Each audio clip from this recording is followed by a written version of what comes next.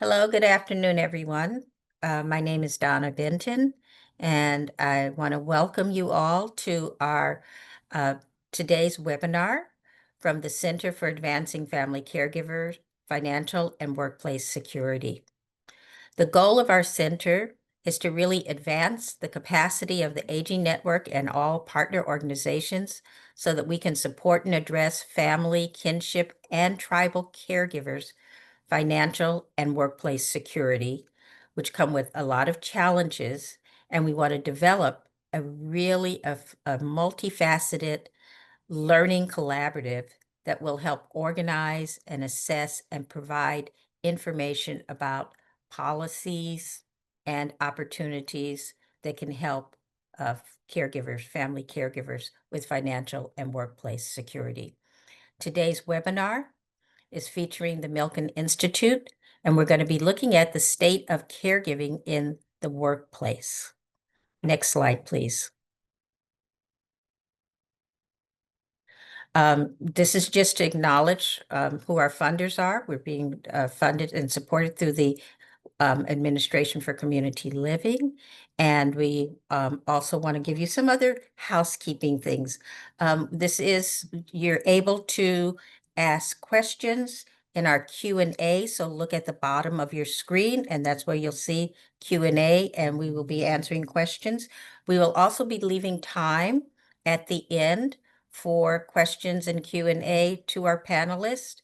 And so we hope that you are here for the whole time and are able to comfortably ask questions. The webinar is being recorded for a future time where we will be putting this on our website. And next slide, please.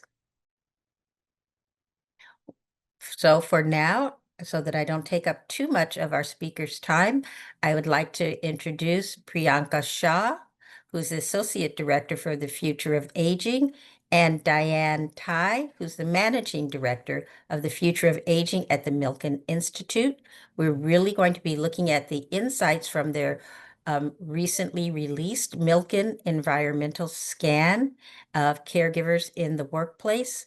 Welcome, Priyanka and Diane. Great. Thank you so much, Donna. Really appreciate your organizing this webinar for us. We're really excited to share our research and findings on one of the most pressing challenges that we know, supporting the 53 million Americans who are balancing work and family caregiving responsibilities. I know all of you on this call do understand the scope of this challenge, so we're hoping that today's findings will provide you with some insights about how employers can support their caregiving employees. Thank you so much. So, all right, great. So we're going to present findings from our 2025 report, Supporting Family Caregiving, How Employers Can Lead. And this research really represents about a year-long project where we did some analysis and stakeholder engagement to kind of come up with these insights that can help drive change. Next slide. Before we dive in, I'm just going to briefly tell you about the Milken Institute and our work at the Future of Aging. The Milken Institute is a nonprofit, nonpartisan think tank. We have offices domestically and abroad. We focus on,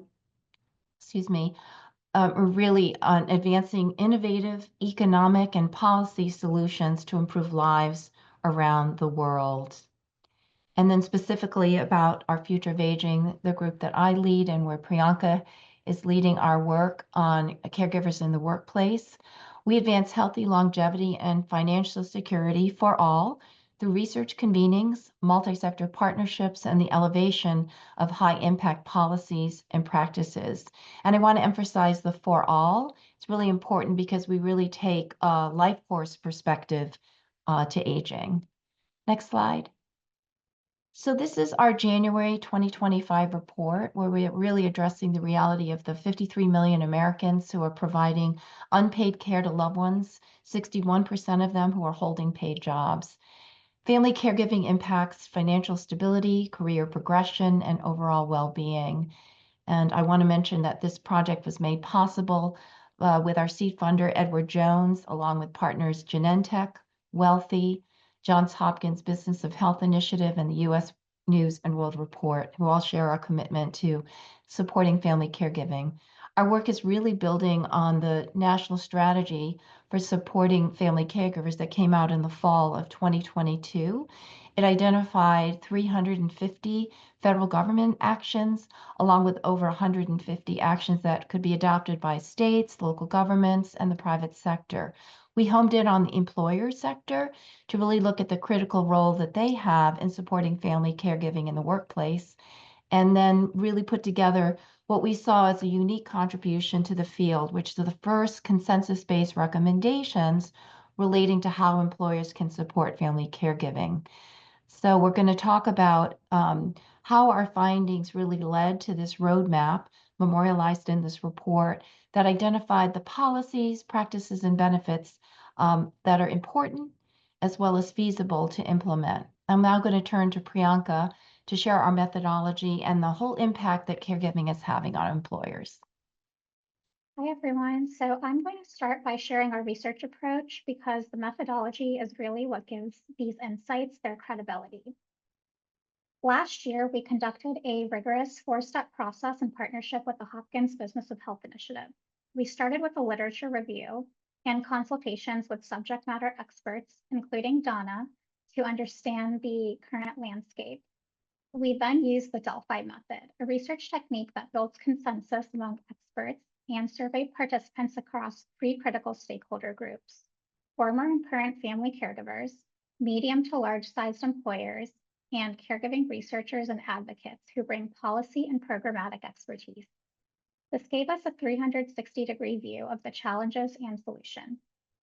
We then conducted 2 rounds of surveys and 2 rounds of focus groups to dive deeper into the nuances and build consensus around the most impactful practices.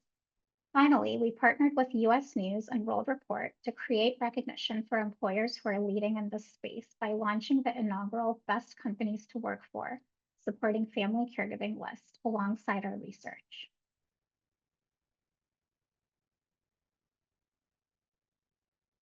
In our Delphi study, we asked caregivers, employers, and experts to evaluate and rank the importance and feasibility of 31 potential policies across 5 key themes: flexible work arrangements, care support services, workplace caregiver education and support, caregiving leave policies, and employee tax advantaged benefits and professional development. These policies were identified through our literature review and expert consultations, representing interventions that companies could actually implement. What we discovered through our consensus process is the foundation for everything we'll discuss today. 6 policies achieved what we call convergent alignment, meaning that caregivers, employers, and experts all rated them as critically important. Notice what rises to the top: remote work and flexible scheduling, paid leave, and free mental health counseling. But also notice awareness campaigns, which highlight the fact that even the best policies fail if employees don't know about them. What's particularly significant is that these consensus findings span multiple domains: time flexibility, financial support, healthcare, and communication. This told us that supporting caregivers requires a comprehensive, multifaceted approach. These consensus findings directly inform the strategic framework we'll explore later. But first, understanding why this matters so urgently requires examining the current impact on America's workforce. Starting with the demographic reality that's driving this crisis. We have 53 million Americans serving as unpaid family caregivers. That's 21% of the adult population. More than 60% of these caregivers are also working, trying to balance both responsibilities simultaneously. The numbers are staggering. 10,000 adults turn 65 every day. By 2030, we'll have 73 million people ages 65 and over, compared to 58 million just 3 years ago. 70% of these individuals will need some form of long-term care during their lifetime. Here's a particularly striking statistic that underscores the urgency.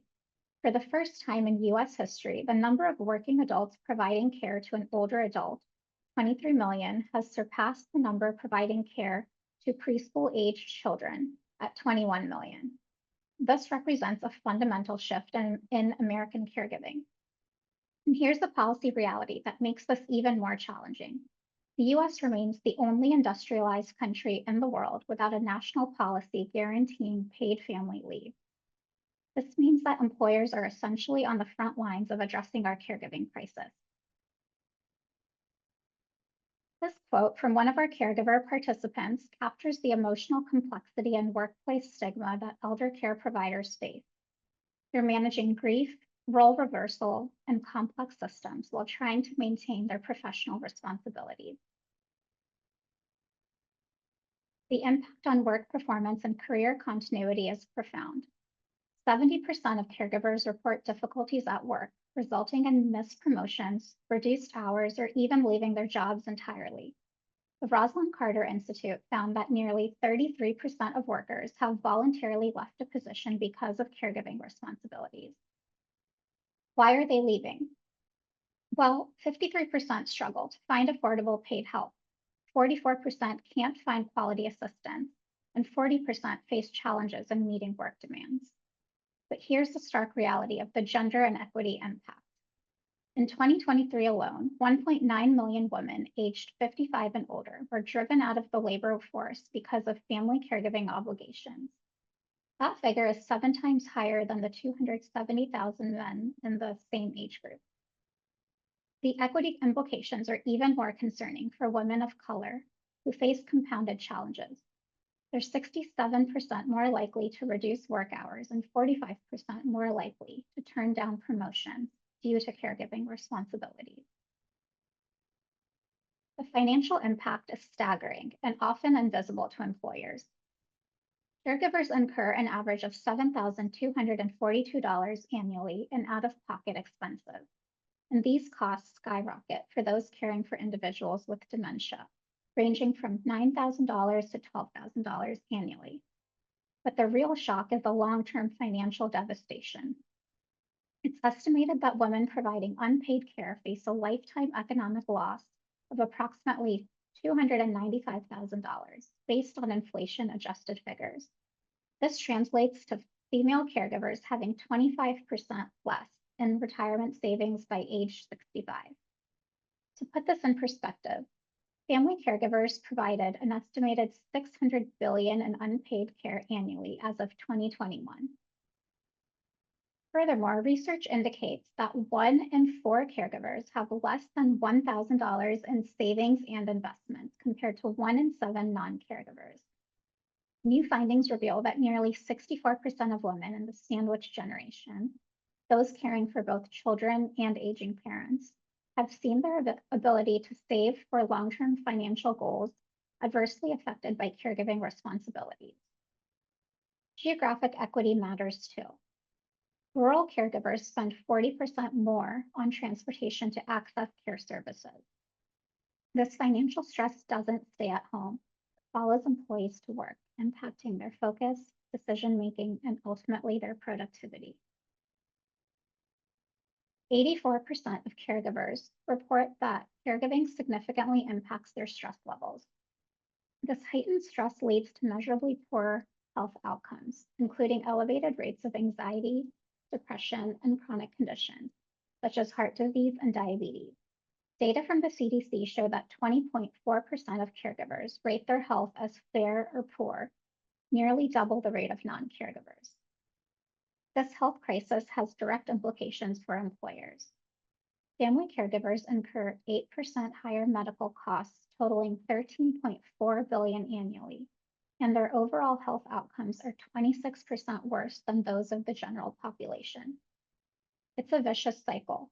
Caregiving stress leads to health problems, which increase healthcare costs and reduce productivity, creating more financial stress for both employees and employers. Employers are also facing substantial costs.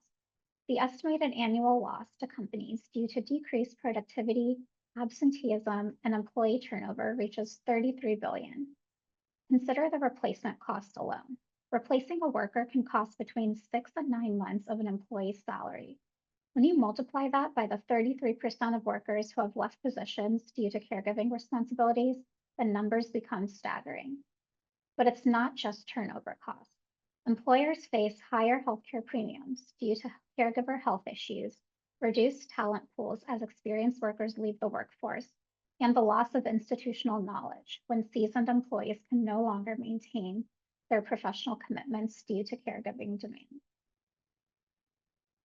This quote from another one of our caregivers highlights the fact that the business impact we just discussed will only intensify. As you know, America's health and aging care system is unprepared for what's coming. With healthcare worker shortages, and rising costs, we will see increased healthcare scarcity and inequality in elder care services. This means families will increasingly turn to informal caregiving, meaning more employees will face these challenges. This is why employer investment isn't just nice to have, it's essential for business survival. The business case for supporting caregivers has never been stronger, and the conditions for change have never been more favorable. Our research identified 5 key areas where employers can make meaningful impact. Recognizing employee financial wellness as a core responsibility, understanding the dual responsibilities many employees face, building a clear business case for caregiving support, supporting an increasingly diverse workforce, and understanding the unique demands of elder caregiving. These aren't separate initiatives. They're interconnected opportunities that create a comprehensive approach to supporting working caregivers. Most importantly, they create natural partnership opportunities for aging network organizations. The COVID-19 pandemic fundamentally changed how employers view their responsibility for employee financial wellness. Look at this transformation. In 2013, only 41% of employers felt some responsibility for their employees' financial wellness. By 2022, that number jumped to 97%. Even more striking, those feeling extreme responsibility increased from just 13% to 62% in less than a decade. What drove this dramatic change? The pandemic exposed how financial fragility affects every aspect of work performance. Employers witnessed firsthand how employees struggling with financial stress were less productive, more likely to be absent, and more prone to making mistakes. But here's what's particularly relevant to caregiving. Employees are responding to this shift with specific expectations. 80% now express the belief that their employers should play an active role in supporting their financial wellness, especially in relation to caregiving responsibilities. This represents a fundamental change in the employment relationship from a purely transactional arrangement to one where employers recognize their role in supporting the whole person, including their family responsibilities. This shift in employer thinking creates an opening, but there's still a significant gap between intention and action when it comes to financial caregiving support. As we discussed earlier, family caregivers face significant out-of-pocket expenses, with costs jumping even higher for dementia care. But here's where it gets really concerning for employers. We know from the Federal Reserve that nearly 4 in 10 Americans are unable to cover an unplanned expense of $400. Now layer caregiving on top of that financial fragility. The situation is particularly dire for the sandwich generation. 21% of caregivers to elderly loved ones also have children under 18, creating dual caregiving pressures. And while typical caregiving creates financial strain, high-intensity caregiving situations can cost anywhere from $25,000 to over $85,000 annually, with some extreme cases exceeding $300,000. When employees are worried about covering caregiving expenses, when they're depleting their emergency savings, when they're making impossible choices between work advancement and family care, that stress follows them to work. It impacts their focus, their decision-making, their engagement, and ultimately their productivity.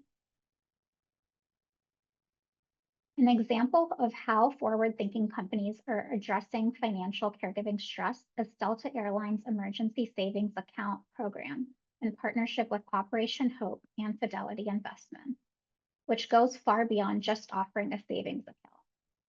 Delta provides employer-funded contributions up to $1,000 to jumpstart the emergency savings account. Employers are then able to make additional contributions through pre-tax payroll deductions. But the real innovation is the comprehensive financial wellness counseling and education that addresses immediate financial stability, intermediate planning, and long-term financial well-being. Ed's quote here captures the strategic thinking behind effective caregiver support. It's about creating conditions where employees can be fully present and productive at work. The opportunity becomes clear when we examine the disconnect between employer perceptions and employee reality. Many employers are unaware of the number of their employees who are caregivers. Only 35% of employers believe their employees are caregivers, while 56% of employees identify as caregivers. Even more concerning, while 89% of employers say they offer some level of benefits and support for caregivers, only 32% of employees can access them. This knowledge gap creates missed opportunities. 59% of employees can't identify available support, and 71% are unaware of caregiving benefits available to them. This communication and awareness gap has serious implications. Employers might be investing in caregiving benefits, but if employees don't know about them or can't figure out how to use them, the return on investment is hard to measure. This powerful analogy from one of our caregivers captures exactly why caregiver support isn't just compassionate policy, it's a smart business strategy that benefits everyone. The measurable business returns prove that this isn't about soft benefits. These are strategic investments with clear ROI. Companies that offer caregiving benefits have seen notable improvements in retention, engagement, and employee satisfaction. A Harvard Business School report demonstrated concrete results. Companies offering comprehensive caregiving benefits saw a 126% return on investment through reducing absenteeism, improving productivity, and lowering turnover. More than 30% of employees avoided taking a leave of absence or leaving the workforce altogether. From a recruitment perspective, the numbers are equally compelling. 81% of employers offering childcare benefits reported significant advantages in talent recruitment. Similarly, 76% found elder care benefits highly effective in attracting talent. And lastly, 20% of employees say they would consider switching jobs for an employer offering better family care benefits. Supporting caregivers is fundamentally about supporting a diverse and evolving workforce. While women still make up 65% of caregivers, caregiving responsibilities are now distributed almost equally across all 4 generations, from Gen Z to baby boomers. This generational shift has profound implications for employers. Gen Z caregivers feel particularly vulnerable, with 70% fearing that their caregiving responsibilities could lead to job loss, which is higher than any other age group. For millennials, we're seeing caregiving responsibilities assumed at the expense of professional development and long-term financial security. The equity implications extend beyond individual employees to organizational outcomes. Companies with comprehensive caregiver benefits see 23% higher retention of women in leadership roles, 31% more diverse management teams, and an 18% reduction in gender pay gaps. While caregiving spans all ages, elder caregiving presents unique challenges that require different approaches and create specific opportunities for aging network partnerships. Focusing specifically on elder caregiving reveals fundamentally different challenges requiring different employer responses. We saw some progress last year. 50% of employers are now prioritizing elder care benefits, up from 43% the previous year. However, there's still a perception and support gap. 80% of caregivers for older adults believe companies are more understanding of childcare responsibilities than elder care. The difference that employers need to understand is predictability. Childcare, while challenging, generally follows predictable developmental stages. Elder care, on the other hand, is reactive and crisis-driven. An employee might get a call that their parent fell and broke a hip, received a dementia diagnosis, or had a stroke. Suddenly, they're thrust into immediate decision-making about care levels, insurance coverage, and long-term planning, all while managing their own emotional response to their parents' declining health. Employees may suddenly need to understand Medicare versus Medicare Advantage, navigate Medicaid eligibility, coordinate with multiple healthcare providers, and make decisions about long-term care options, all typically during work hours. The emotional complexity of elder caregiving creates unique workplace challenges. There's a role reversal happening. Adult children find themselves become decision makers for parents who once cared for them. This psychological shift is emotionally challenging and often happens suddenly, without preparation. On the practical side, elder care involves multiple systems navigation, healthcare, insurance, legal, financial, and social services coordination. There are also geographic challenges. While 73% live within 20 minutes of their care recipient, many manage care remotely during work hours. Crisis management is constant. Urgent calls, emergency decisions, and long-term uncertainty. Unlike parental leave with defined timeframes, elder caregiving can extend for years with varying intensity levels. Family dynamics add complexity. Recent research highlights critical needs: anticipatory grief support, relationship counseling, and caregiver health management as caregivers develop comorbidities due to stress. This emotional toll, grief, guilt, identity loss, follows employees to work and affects their performance in ways that traditional employee assistance programs may not address.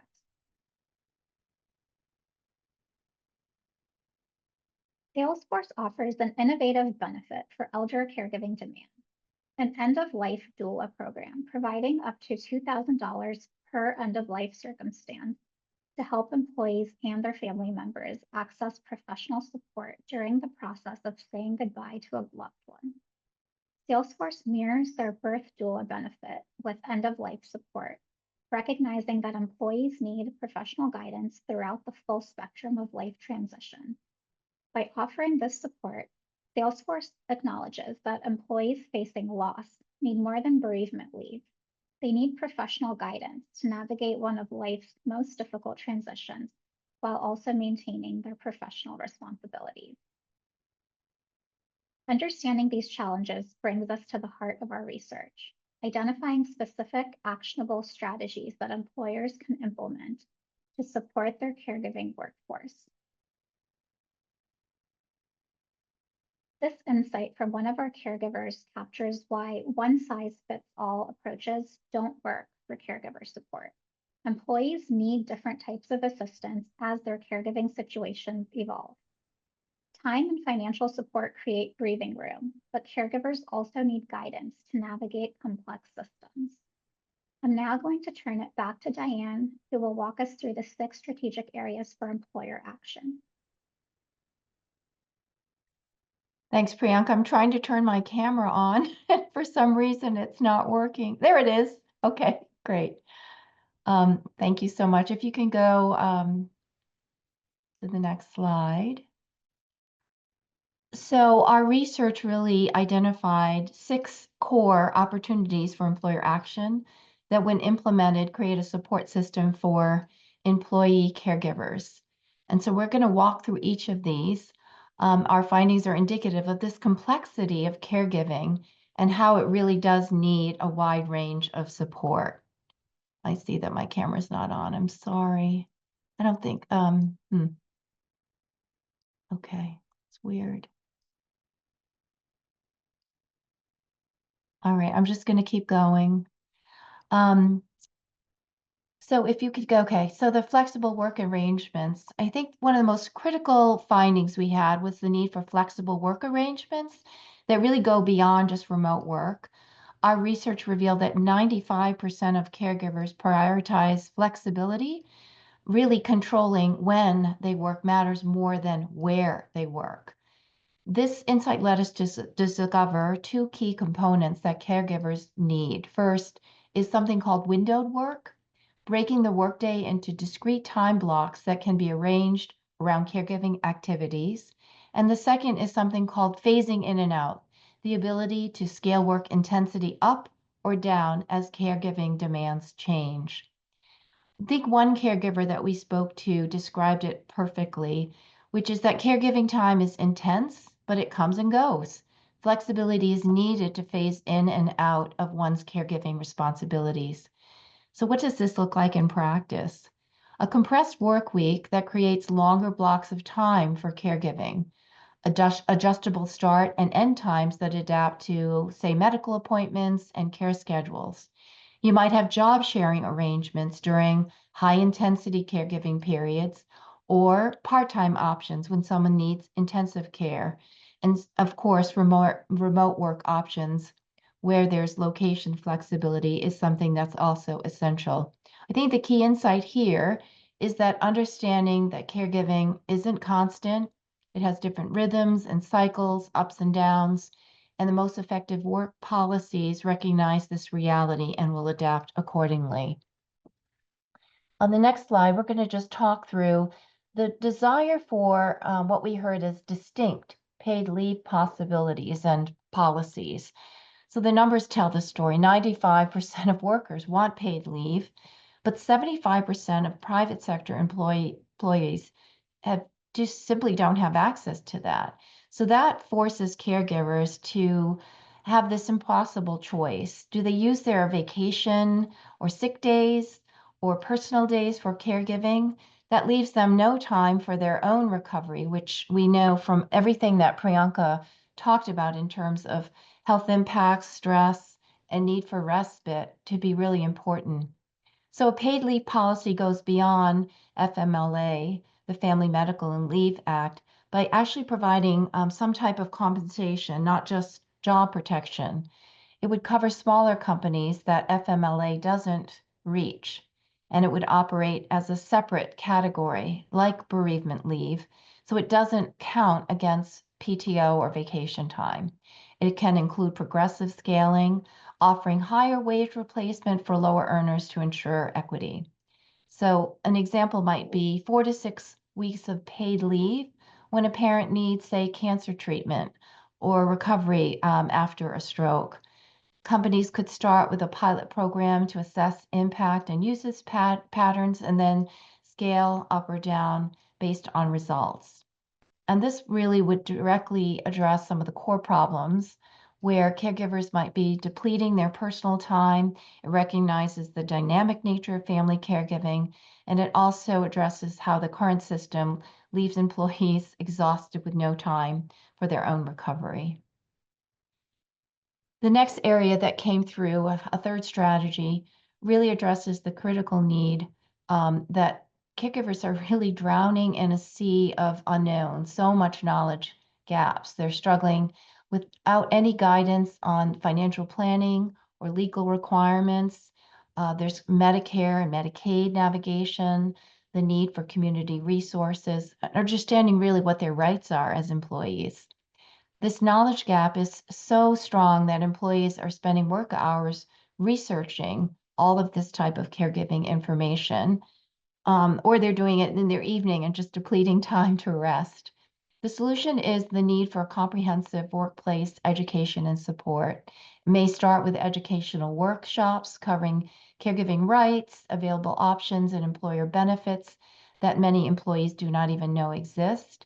Companies will need trained staff who are dedicated to guiding caregivers through these resources, plus offering some availability for one-on-one consultations for personalized financial and legal guidance.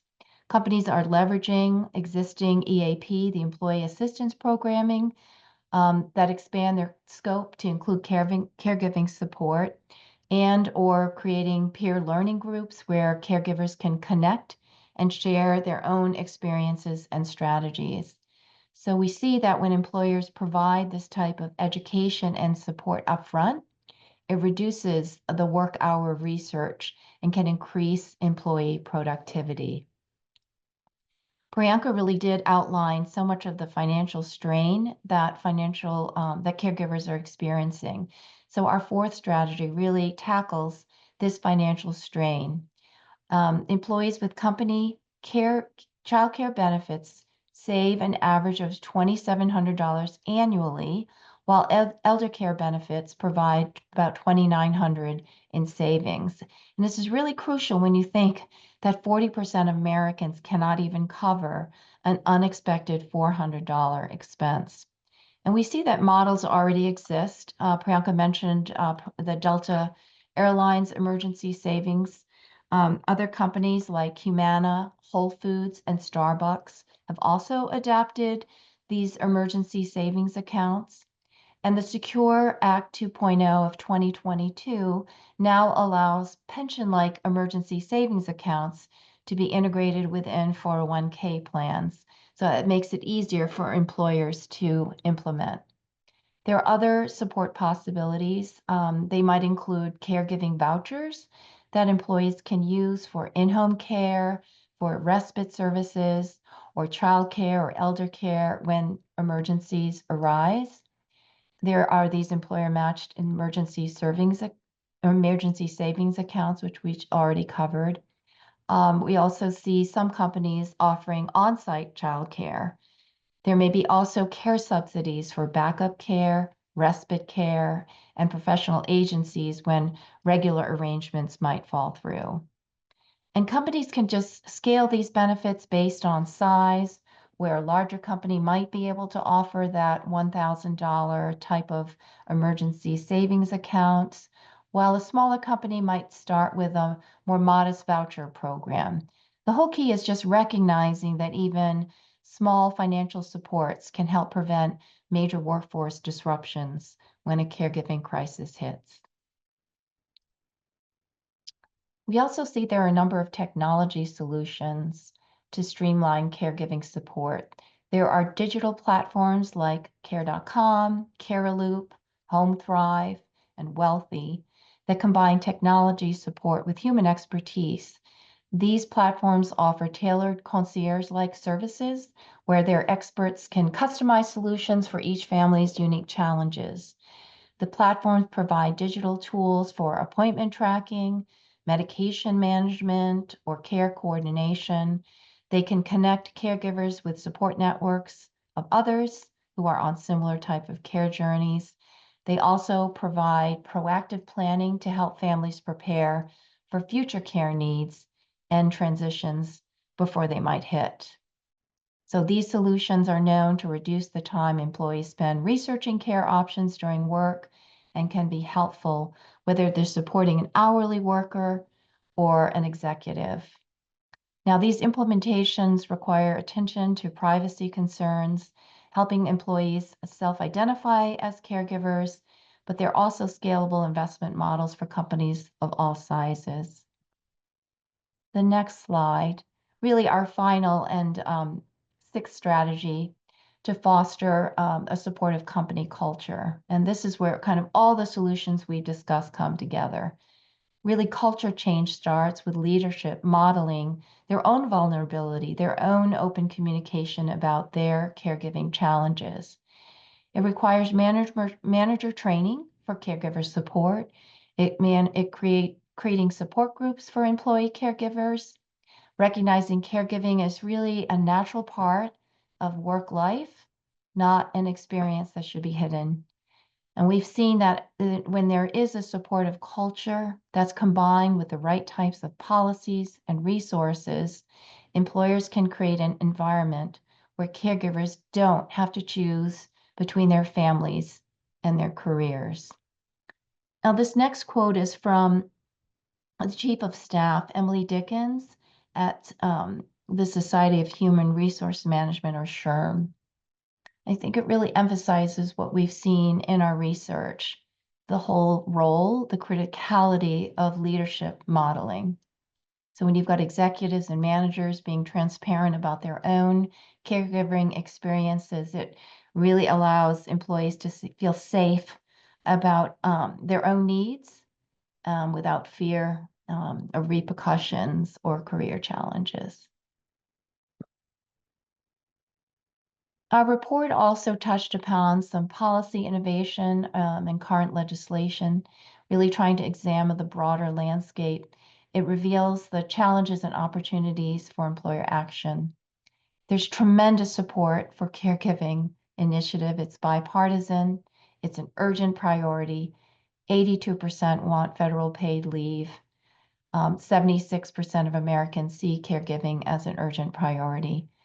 But we're now seeing significant challenges that make employer leadership even more critical. We're seeing proposed Medicaid cuts that threaten the long-term care safety net that many families depend upon. We have critical paid leave gaps. Only 13 states plus Washington, D.C. have mandatory programs. They're also very inconsistent across those states. And caregiving disrupts earnings and limits retirement savings participation. So we need to see more of this leadership at the state level. There are also various proposals being discussed in Congress. I'm not going to go through them all, but they include catastrophic long-term care insurance, administrative burden reduction, and expansion of tax advantage savings accounts. The next slide, it really brings together how employers and the aging network organizations can drive meaningful change together. Employers need expertise that the aging network organizations have. Your organizations have 3 critical assets that no HR department can replicate.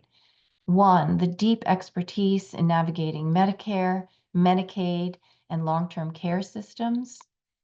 2, you have established community connections to local aging services that employees need when crises hit. And 3, you have the cultural competency in supporting families through difficult transitions that corporate environments aren't really equipped to handle. So in conclusion, the time to act is now. The research is clear, solutions do exist, and the business case is proven. We can create workplaces where people don't have to choose between caring for loved ones, advancing their careers, and securing their financial future. The Aging Network has the expertise employers need. The timing and conditions for change has never been more aligned. We really hope that our research can support your work in seizing this opportunity. Thank you. And I think we're now moving to Q&A. I'm going to play with my camera too. Thank you so much, Priyanka and Diane, for these really insightful presentation. I'm going to pull up my, oh dear. Hold on for a second. I actually had it up and now it's gone. I just wanted to lead us in our discussion that's going to be coming up. But, well, in the meantime, while I try to get this up, I'm going to let us go on to Q&A, but I really want to make sure that for those of you listening, you can see how having this information is so helpful for us in the aging community. We know that sometimes we don't know how to link with the business community around this issue. And so we really, really appreciate the fact that you've really, Priyanka and Diane, have given us a strong argument and also strong information that we can use when we're trying to make those collaborations on behalf of this learning community. I'm going to go ahead and turn this over to Susie, who has can answer. We have some questions that have come up already in our Q&A.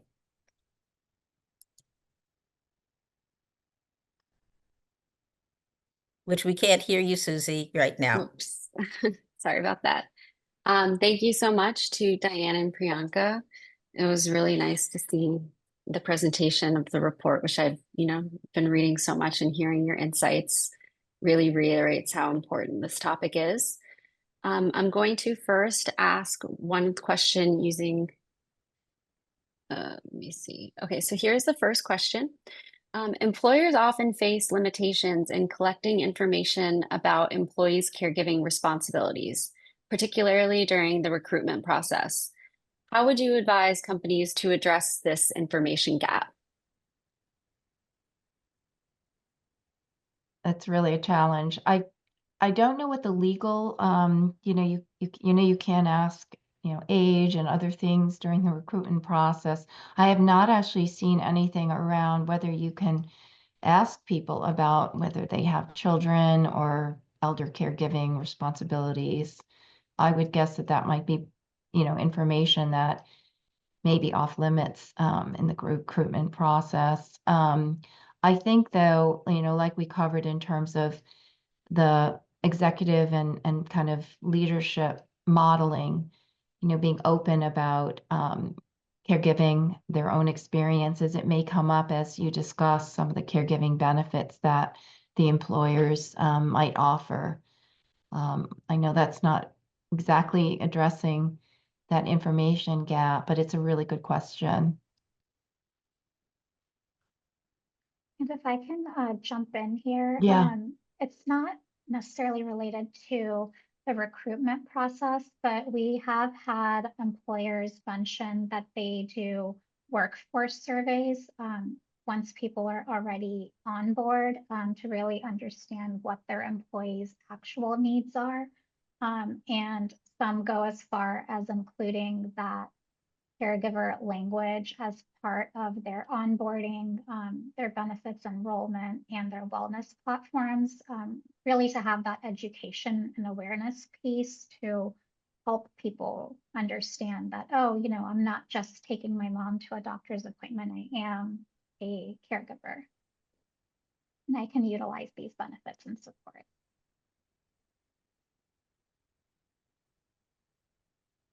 Great, thank you so much. We have another question that came through during the presentation. It says, thank you for a great presentation.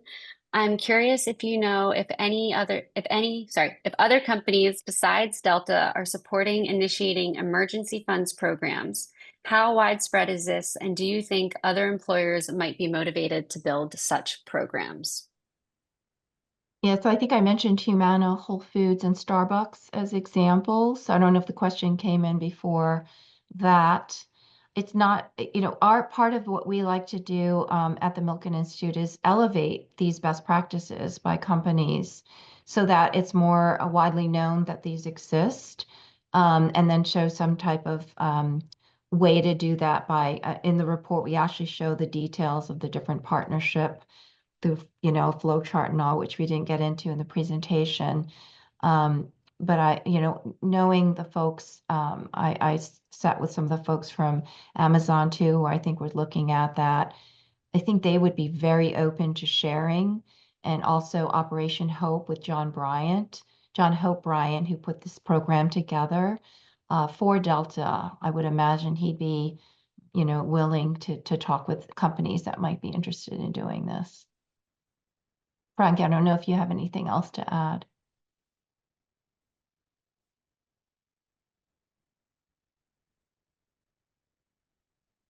You're muted again.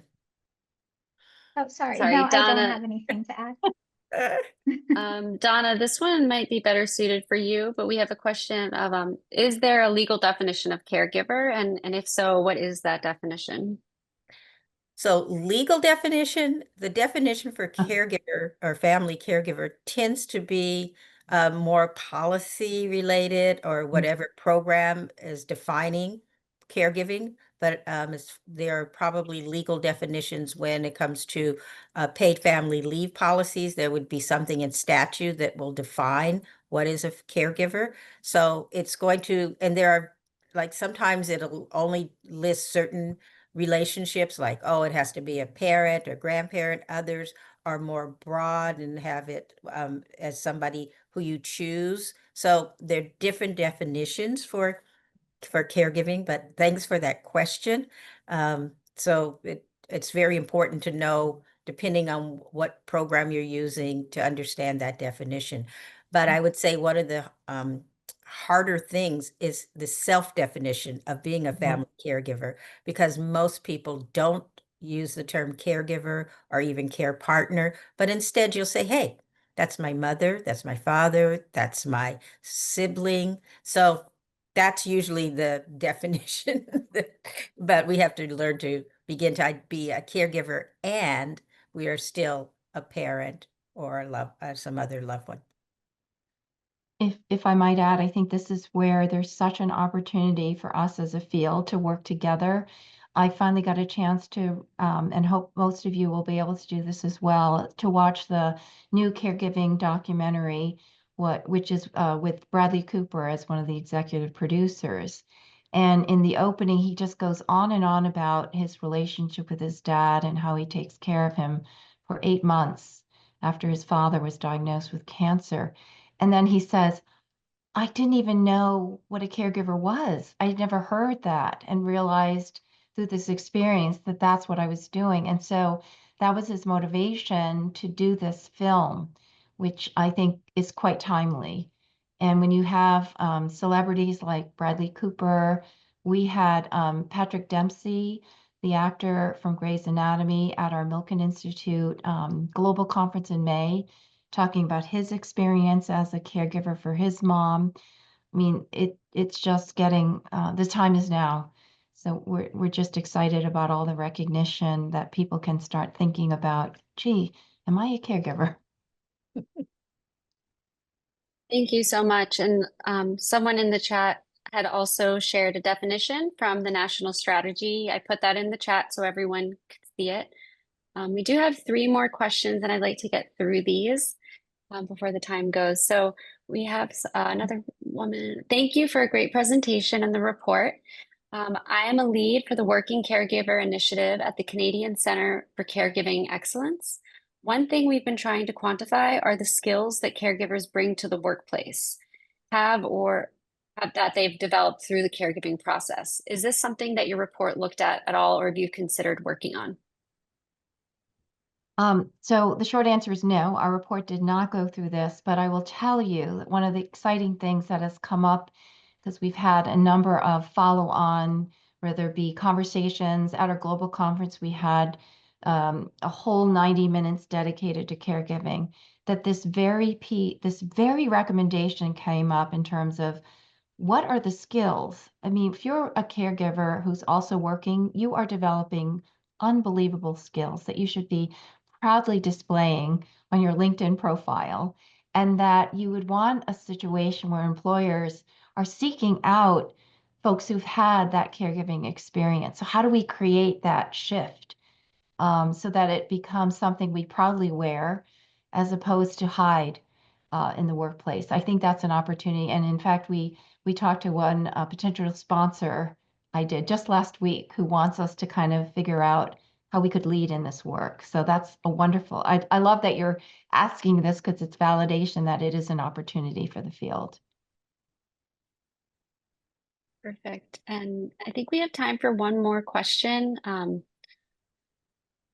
Well, we do have 2 questions. I'm just going to say them both in case you can touch on both. If not, we understand the time has gone out. The first is, what do you suggest to increase population awareness for identifying as a caregiver? I think Donna might be pretty good at answering this one as well.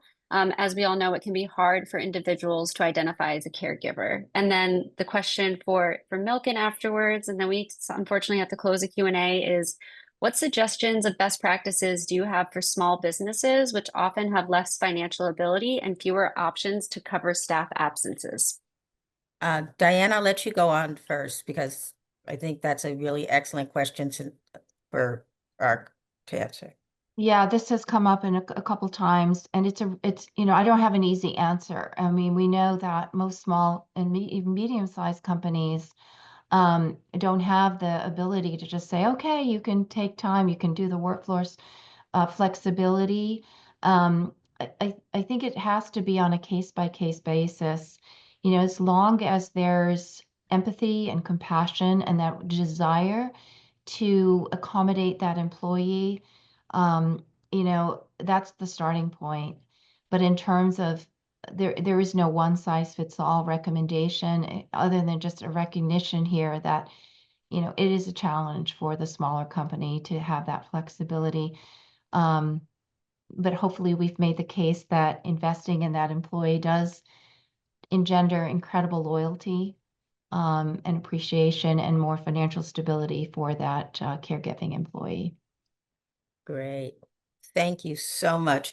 And just, in terms of our population of awareness and helping to identify caregivers, um, we know, as you said, it's a normal part of aging. So the more that we talk about the task, the things that we do for our family members, and that we begin to normalize understanding that you can be helping someone with the groceries, you can be helping with medication management, and you're still the daughter, you're still the sister, but you're also this label of caregiver, which doesn't take away from that role. And I think sometimes the reason we don't always self-identify is because we tend to think of the caregiver as somebody who's paid and not what we're doing out of what our individual values. So I think the more that we begin to talk about this as a normal part of what we do, just like childcare, elder care is a normal part of the aging experience.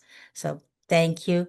I'm going to pull up our last slide. Hopefully this time it will work. And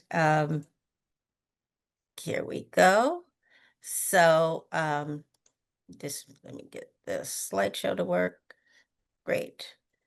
And you can see, let me just go through. We want to really thank everybody for watching our webinar today. We hope that you enjoyed this, learned from it, and that you will become part of our learning collaborative. We are learning together about the best ways that we can move forward to help with financial security for us as family caregivers. Also, would you please take the time? Everyone will get a copy of the slides, but if you pull out your phone right now, we'd really appreciate it if you would take our survey, which helps us develop our next series of workshops and webinars. So any questions or comments or concerns, you can always reach us at our email, which is cg.security@usc.edu. CG, just remember that stands for caregiver, since we've got to keep using that word. And we really appreciate you taking time today to be with us. Thank you again to Priyanka and Diane, to Susie and Cindy, who helped put this together and move it forward so that we could have this webinar today. Thank you and have a great afternoon.